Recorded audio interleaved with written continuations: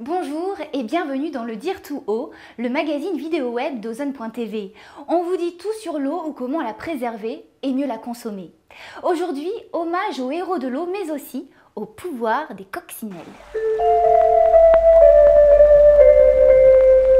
Rappelez-vous, 1,5 litre d'eau par jour, c'est la quantité d'eau recommandée pour un adulte sédentaire en milieu tempéré, c'est-à-dire vous.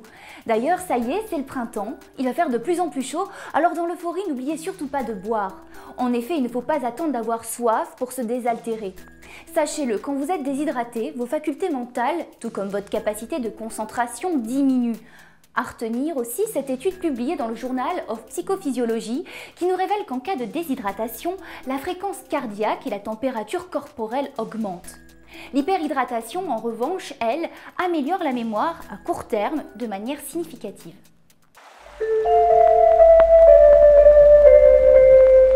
À l'occasion de la Journée mondiale de l'eau, on s'intéresse aujourd'hui à 2 nominés du concours, les héros de l'eau. Ce concours récompense des initiatives et engagements remarquables dans le domaine de la préservation des eaux douces. À l'origine de ce concours, l'UNESCO, le WWF et Renate, produits d'entretien écologique. L'association SOS Loire Vivante travaille pour la protection des fleuves et des rivières. Après une bataille de 20 ans, elle a réussi à stopper le projet d'extension portuaire de Dongest.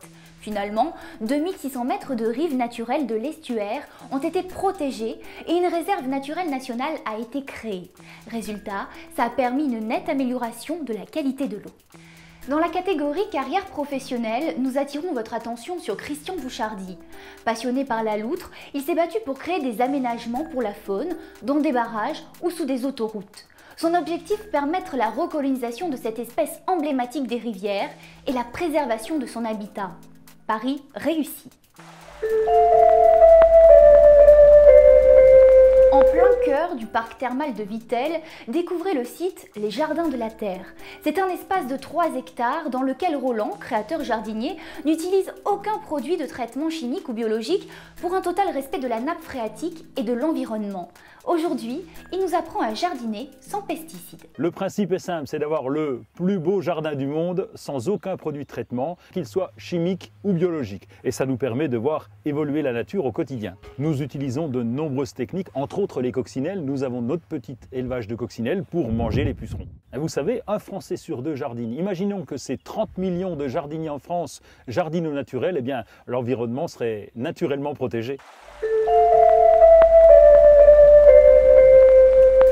Aujourd'hui, on termine avec les images des clips en compétition du concours vidéo organisé par les rencontres parisiennes Eau et Cinéma qui ont lieu au pavillon de l'eau jusqu'au 25 mars. L'eau à Paris, c'était le thème de ce concours, primant des vidéos de moins d'1 minute.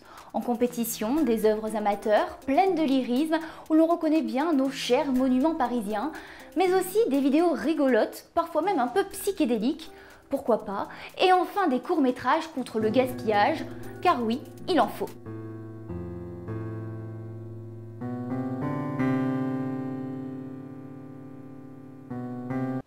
Voilà, notre magazine se referme après ce volet culturel. Rendez-vous tout de suite sur Ozone.tv car oui, on a besoin de votre avis. Alors on vous attend nombreux. Pour ma part, je vous dis à très vite pour une nouvelle édition.